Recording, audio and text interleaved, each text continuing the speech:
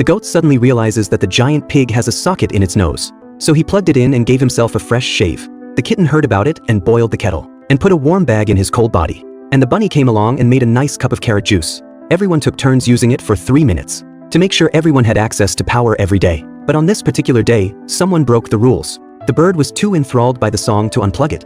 The rooster waited 2.5 hours. He couldn't stand it any longer. He went up and fought with the bird, while everyone was trying to stop the fight. The clever kitten took out a 3-pronged plug board. Not only successfully resolved the conflict, it also allowed all the animals to use electricity at the same time. Gradually, the wires grew longer and longer, until the whole city was powered by the pig's nose. Everyone became more and more dependent on electricity.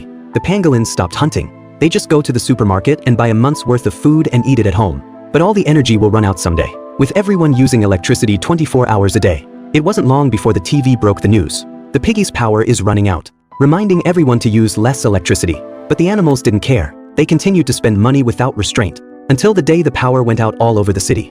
Then everyone realized the seriousness of the problem. They rushed to the piglets to check it out. And sure enough, the piggy had already died. Everyone panicked. They all scrambled for their rations. The city went from orderly to chaotic. There were even villains who went around killing, setting fires and plundering. Uncle Hat tried to restore order, but he was kicked and punched by everyone. On the other side of the streetcar without power, it went out of control and derailed. It landed on the wires and bounced off. It destroyed houses one by one. Finally, the building collapsed, sending a cabin flying.